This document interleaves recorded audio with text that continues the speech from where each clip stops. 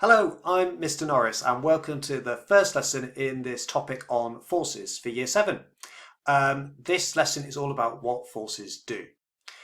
This is part of the wider big question of how forces make things happen in the universe. Everything that happens in the universe at the deepest level, any change, happens because a force has acted, and that's why this is such an important topic to do at the start of Year 7. So let's get started. The outcome of this lesson is that you're going to be able to describe what forces are and what forces do. Here are some key words we're going to be focusing on this lesson: force, exert, speed, and mass. Now each word will be explained in detail when we get to it at that suitable point in the lesson. The next slide will show each key word being used in an example sentence. So when the next slide comes up, you could pause the video and take a moment to carefully read through each keyword so you're as ready as possible for the lesson. So you could pause the video now to have a read through if needed.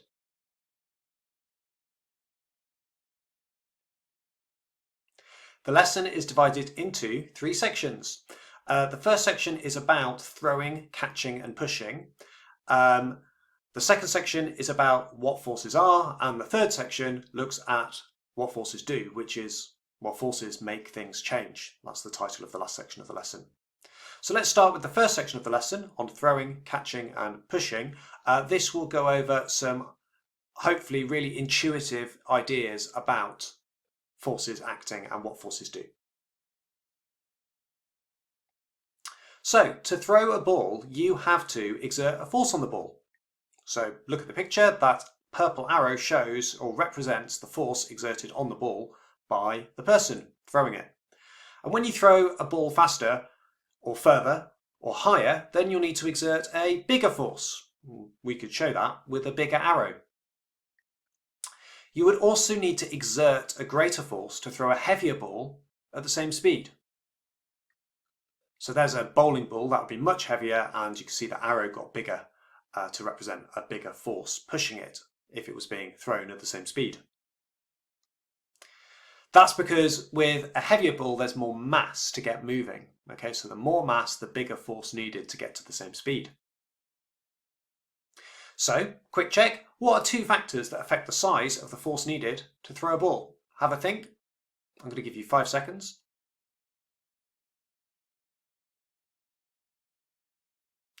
Make sure you come up with 2 factors you think affect the size of the force needed to throw a ball. And hopefully you came up with the speed you want to give the ball. So the higher the speed you want to give it, the bigger the force needed. And if you want the ball to go further or reach higher, then that you have to give it more speed to go further or reach higher from your force, your throwing force. And then the second factor would be the mass of the ball. Okay, the bit greater the mass of a ball, then the greater the force needed, to throw it. So well done if you got both of those. What about catching? Well, to catch a ball, you have to exert a force on the ball to stop it. So just imagine catching a ball for one moment. The ball is going towards you, you put your hands out to catch it, and the ball goes into your hands, okay? Now to stop the ball, you actually have to push on the ball to stop it moving with a force like that. So to catch a ball, you have to exert a force on the ball to stop it moving. So you have to kind of push against its movement to stop it. That's why the force arrow is pointing that way for the person catching that ball. And of course, a faster ball would be more difficult to stop. You'd need to exert a bigger force on it to stop it. To stop a faster ball, you need to cause a greater change in speed, and you'd have to exert a greater force. A heavier ball would also be more difficult to stop. That's a bowling ball being thrown, a bit unrealistic, but you can see a greater force would be needed to stop that because it's heavier, it's got more mass. It's more mass to stop, more material to stop, so you're going to need a bigger force to do that.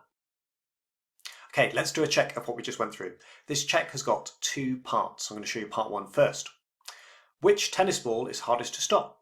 Is it option A, ball 1, 3 meters per second, option B, ball 2, 8 meters per second? They're both tennis balls. Or is it option C, are they both the same difficulty to stop? So make a decision for part 1, A, B or C. 5 seconds.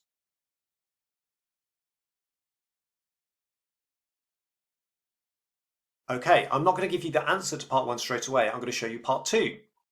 Part 2 asks you to explain your answer to part 1 for which tennis ball is hardest to stop. So whichever you chose, or are they both the same? Whichever you chose, is that because it's faster, it's slower, because they're the same size, because it has more force, or because they have less force? So make a decision for part 2 now. Okay, I'm going to go through the answers. The correct answer for question 1, the ball which is hardest to stop, which I'm sure you got, was ball 2, which option B. And the correct reason why that's harder to stop is just because it's faster. Faster objects are harder to stop. If you chose option D, that is the common misconception that moving objects somehow have force. They don't have their own force. Forces act from other objects, as we'll see later in the lesson. Ball 2 is harder to stop just because it's faster. It's nothing to do with force. You would need to exert more force to stop it. It would hit your hand with a greater force. It would exert a greater force on your hand, but it doesn't have more force. It needs a greater force to stop it. The reason it needs a greater force to stop it is simply because it's faster. So that's the correct answer. Very well done if you got option B for question 1 and option A for question 2. Great. Right, we just need to say one more thing about the effect of mass. We need to really spell out that the more mass an object has, so the heavier it is or the more material it's made up from, that's also going to make it more difficult to change its direction. So look at these two trolleys. The full trolley, I'm sure you'll have had this experience if you've pushed trolleys around a supermarket. The fuller the trolley gets, the harder it is to push it round a corner, because to go round a corner you have to change the direction from going straight forward to going in a different direction round the corner. That's because it's got more mass. Okay, it needs a greater force to turn because there's more mass, there's more material that you've got to change the direction of. So that's why something with more mass is harder to push around a corner. So what do you think about trolley 1 and trolley 2? Okay, so this is called a confidence grid. For each statement, A, B and C, you have to choose one of the boxes to tick. If you're sure it's right, if you think it's right, so depending on how confident you are, or if you think it's wrong, or if you're sure it's wrong. So for each statement, choose one box that you would tick. So for statement A, trolley 2 is harder to get moving. How confident you are that is that right or is it wrong, and how confident are you? Then statement B, trolley 2 is harder to stop. Is that right? Is that wrong? How confident are you? Choose a box. And statement 3, trolley 2 is harder to change the direction of. So is that right? Is that wrong?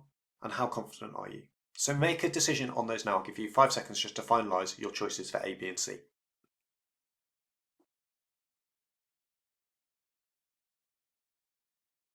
Okay, are you ready? So, trolley 2 is harder to get moving in the first place. Yeah, that's definitely right, okay, because it's got more mass. There's more mass to get moving. It would need a greater force to get it moving than trolley 1, which is empty. But what about if they were already moving? Is trolley 2 then harder to stop than trolley 1 would be if they were already moving? Well, it would be, because it's got more mass. The more mass something has, the bigger the force needed to stop it. And trolley 2 is harder to change direction. Well, we just said that in the previous explanation. That's right as well. So well done if you thought all of those were right, and very well done if you were sure each of those were right, because they all were. Well done. Okay, so we're now going to do a task. You're going to do this yourself. So the question is, which bowling ball would be most difficult to stop? Ball A, that's 8 kilograms going at 3 meters per second. Ball B, that's 8 kilograms but going at 10 meters per second. Ball C, that's 16 kilograms going at 3 meters per second. Or ball D, that's 16 kilograms going at 10 meters per second. So which bowling ball would be most difficult to stop? So you need to choose an option, A, B, C or D, and you need to write an explanation using lots of the words we just talked about, if you can, about why that choice would be the one that's most difficult to stop. So you should pause the video now to give that a go.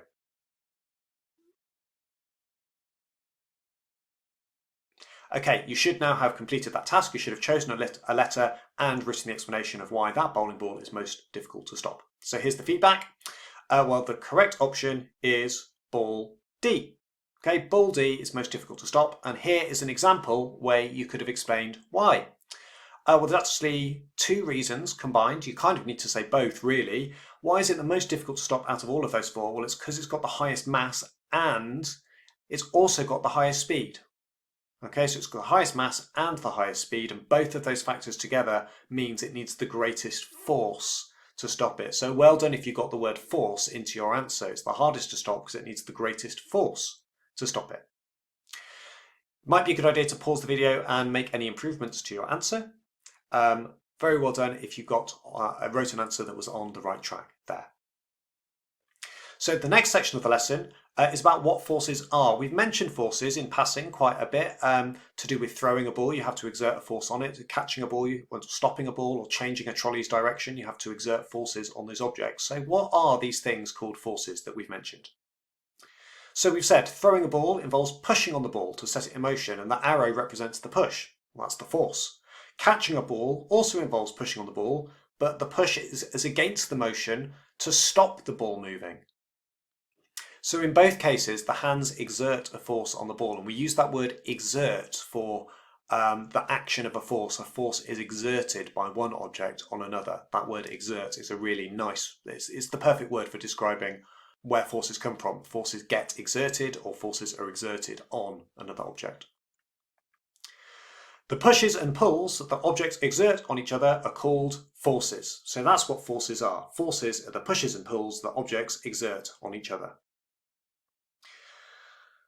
And forces, the pushes and pulls, that is how all objects interact.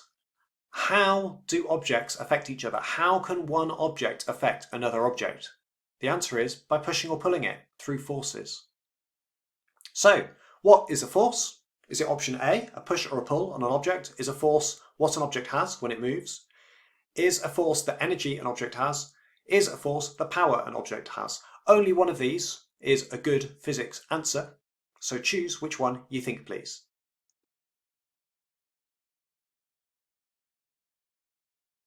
Okay, the correct answer is A. A force is just a push or a pull on an object. If you said B, that's the mistake that students often make, that a force is something an object has because it's moving. That's not what a force is. A force is one object pushing or pulling on another object. And a force is not energy and a force is not power. They are different ideas. A force is a push or a pull on an object. That's really important to be clear about. There has to be another object pushing or another object pulling for there to be a force on a second object. So that leads us really nicely to this idea that every force always involves two objects. One object to provide the force and another object that the force then acts on. So for example, that arrow represents the push of the hands on the ball. The hands provide the force, but the force acts on the ball. That arrow represents a pull from the magnet acting on that iron nail. The iron nail gets attracted to the magnet. So we could label the force as the force of the magnet on the iron nail. The magnet provides the force and the iron nail is the object the force acts on. So any force that acts always involves two objects in this way. Any force that acts can be described as the force of object A on object B, the force of one object on another object, or the one object pulling another, or one object pushing another. So for the rest of this lesson, we're going to be doing lots of practice at using that structure of sentence to describe forces fully, because if we can describe the force fully, and if we know what object is pulling or pushing on what other object, then that helps us to understand forces much more clearly. So let's do a first practice at describing a push or pull, a force. So this is the force used to open a door by pushing it. So there's going to be three questions that come up, or two questions, and then a sentence to fill in, which describes the force. So firstly, think about which object provides that force. Secondly, which object does this force act on? And that will give you the two objects to complete the sentence at the bottom to describe the force. So please have a go at that now.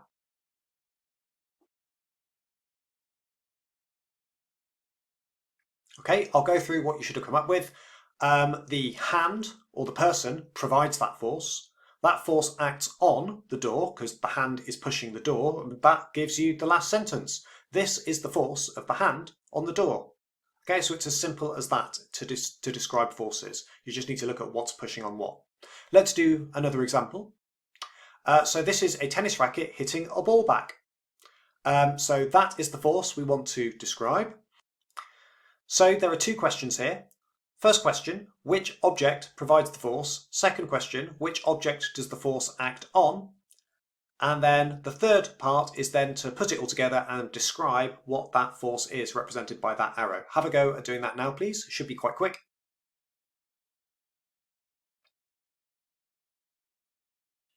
Okay, I'll go through the answers. Which object provides this force? It's the racket. Which object does the force act on? The ball. So this is the force of the tennis racket on the ball. Very well done if you got that. Okay, so time for a task now where you can practice labelling forces yourself using that structure. So describe one force in each example of the force of object A on object B. So you've got to look at each picture and work out, well, what is pushing on what, or what is pulling on what. And there should be one force, one obvious force to label in each example. But beware, there is one example where there is no force acting, where there's no objects pushing on other objects. So look out for that one because there's nothing to write for one of these, but you do have to describe the force in the other 5. So you need to pause the video now and have a go at that task. Off you go.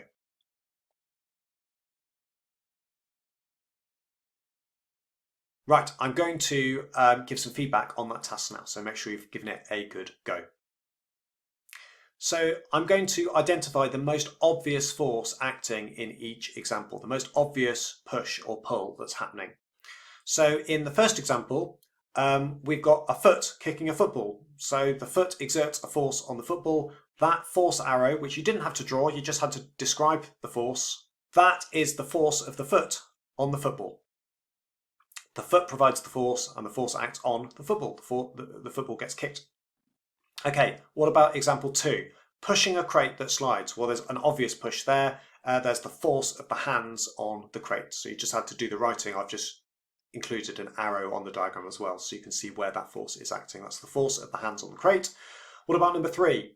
Well, the person is pulling that crate, so we've got the force of the hands on the crate again, or you could have said the force of the person on the crate, that would be fine. 4, there's obvious pushes. You could have said the force of person 1 pushing on the ball. So that's the force of person 1 on the ball. But I'll give another option as well. You could have said, well, the force of person 2 on the ball. So they're both pushing on the ball. So you could have had either the force of person 1 on the ball or the force of person 2 on the ball. That's an obvious push in that example. It's number 5. That's the one with no forces acting. Nothing is pushing on that rock moving through space. It's spinning and moving through space just with the speed it's already had, but nothing is pushing it to speed it up. Nothing's pushing it to slow it down or stopping moving. Nothing's pushing it to change its direction. It's moving through space at steady speed in that straight line in the picture. So there's nothing pushing or pulling it that we can see in that picture anyway. So that was the option where there were no forces. Very well done if you spotted that one. Whereas 6, well, I thought the most obvious force in this one is when you put a heavy object like a crate down on a table, it's obviously going to push down on that surface because it's pushing into it. Okay, so I would call that the contact force of the crate on the table because the crate only pushes down on the table if it's touching it. So that's what a contact force means. Now, I will just mention for question 6 that you might have thought of the force of gravity on the crate, so the gravitational force of the earth on the crate, or the downwards weight force that's acting on the crate. Now, it's important to mention that if you did think of that one, that would actually be a different force to the one that I've described. You've got the gravitational force of earth on the crate, so the crate gets pulled down towards Earth's surface, but the table's in the way. So the crate then pushes on the table. So I thought in that picture, the force of the crate pushing down on the table was more obvious to label than the gravitational force pulling the crate down towards Earth. But I will just mention that both would be a valid answer to question 6. Very well done for your effort on this task. It's time to do the last section of the lesson, and this covers what forces do. And the answer, of course, to what forces do is forces make things change. So let's look at that in detail now. So where I'll start is the idea that forces can change the speed of an object. So the force of the explosion on the firework is going to make that firework speed up upwards out of the ground. And the force of the air on this parachute is going to make the parachute slow down.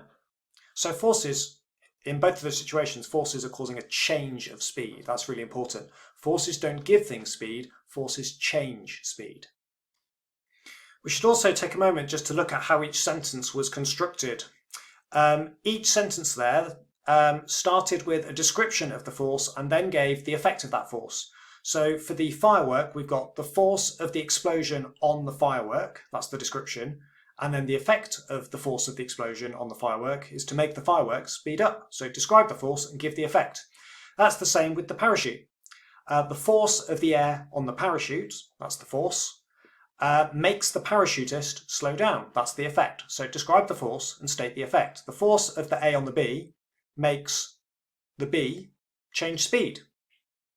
So we're going to have a go at practicing using that sentence structure now. So this football was stationary, the speed was 0, and then the football was kicked. So complete the sentence to describe the kicking force and the effect, just like on the previous slide.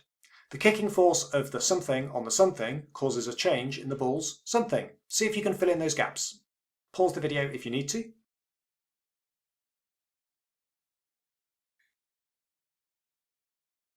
Okay, I'll go through it. The kicking force of the foot on the football causes a change in the ball's speed, because forces can change the speed of objects. So hopefully that was fairly straightforward and very well done if you got it.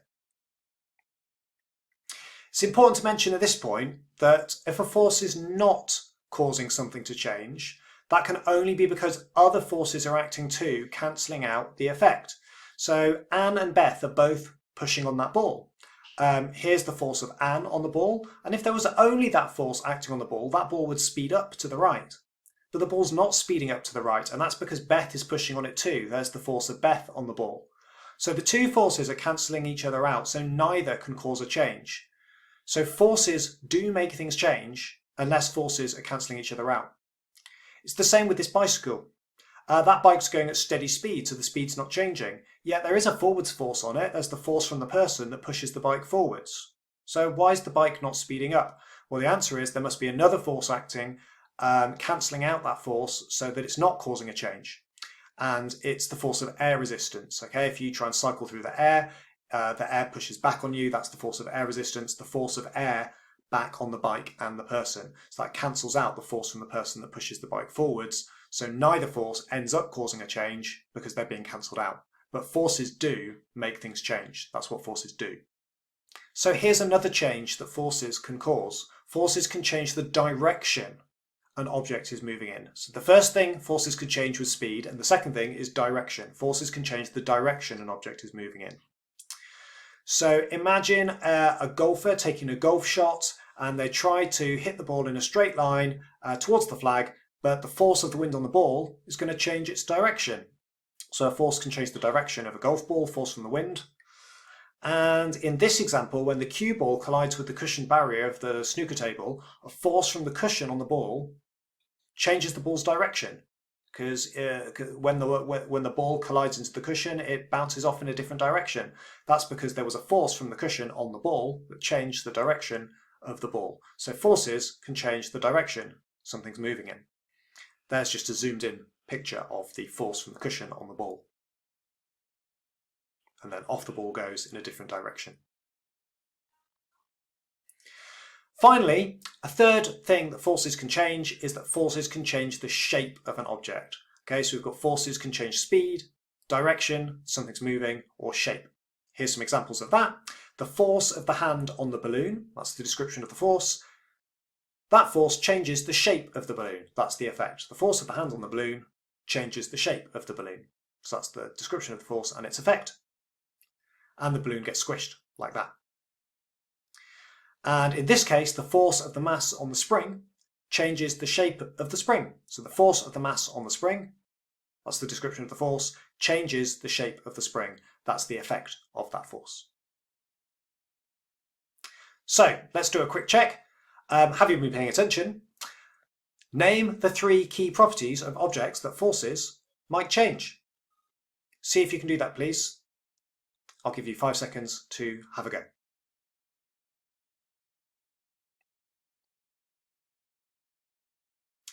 Well done if you came up with forces can change the speed of an object, the direction of movement, or the shape. Well done if you very well done if you got all 3. Let's do another check of your understanding. A moving tennis ball is hit back harder with the racket. So it's hit back harder than it was going towards you. What are the effects of the force of the racket on the ball? And this is another confidence grid. So you need to tick for each statement, A, B and C. You need to decide if you think the statement is right or wrong, and then say how sure you are. So if you're sure it's right, tick the first box. If you think it's right but you're not sure, tick the second box. If you think it's wrong, tick the third box. And if you're absolutely sure it's wrong, tick the fourth box. So statement A, the force of the racket on the ball changes the ball's speed if it's hit back harder. Which box do you think? Statement B, the force changes the ball's direction. Is that an effect of the force? What do you think? And statement C, the force changes the ball's shape when it's being hit. What do you think? Okay, I'll give you 5 more seconds to finalise your answers for A, B and C.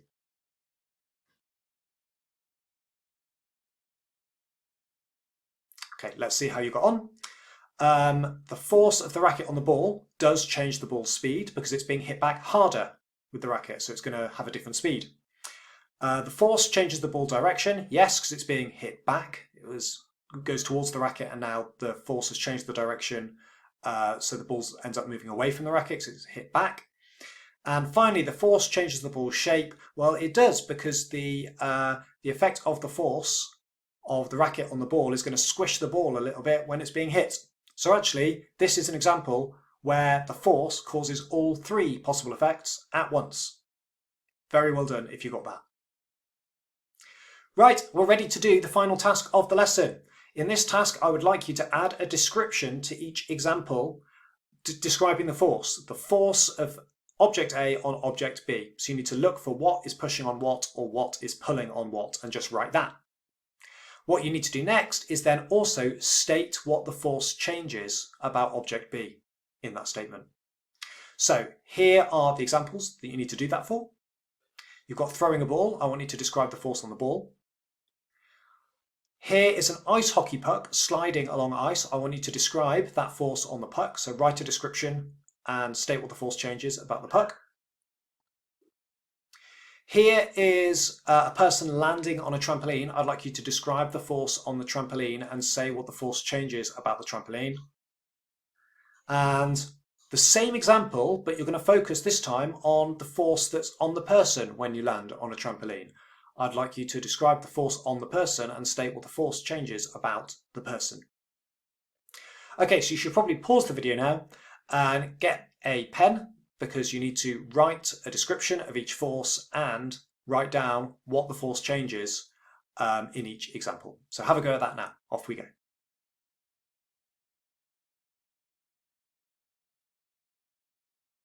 Right, so I'm going to go through each one in turn. You should have done all 4. Let's have a look. So in number 1, that is the force of the hands on the ball. It's going to cause the ball to speed up because the ball is not going very fast before it's thrown, and then just after the ball's been thrown, it's going faster. So that is the effect of the force of the hands on the ball. It causes the ball to speed up. Great, if you got that one, well done. Number 2, the friction force, because that's a friction force, the force of friction.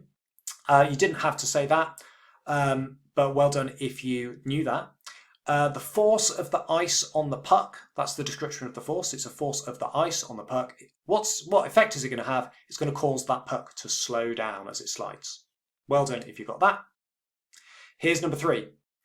The force of the person on the trampoline That's the description of the force. The force of the person on the trampoline is going to cause the trampoline to stretch, and that's a change of shape. Cause the trampoline to change shape. Well done if you got that one. Now let's look at it from the other way around. At the same time, when a person lands on a trampoline, they get slowed down and they change direction because they're falling down and then might end up bouncing back up again. So the force of the trampoline on the person, that's the force, makes the person slow down and perhaps eventually change direction as well. So very well done if you got those. Great, you've made it to the end of this lesson. Well done. Let's look at a summary. Okay, so forces are the pushes and pulls that objects exert on each other. Any force can be described as the force of one object, object A, pushing on another object, object B, or pulling. For example, the force of the foot on the football. Forces are what cause objects to change speed, direction, or shape. So anytime anything changes speed, changes direction, or changes shape, that's because a force acted. The faster an object is, the more difficult it is to stop, the bigger the force needed. And objects with a greater mass also need a greater force to start them moving, stop them moving, or to change the direction of their motion if they've got more mass. Well done for completing this lesson.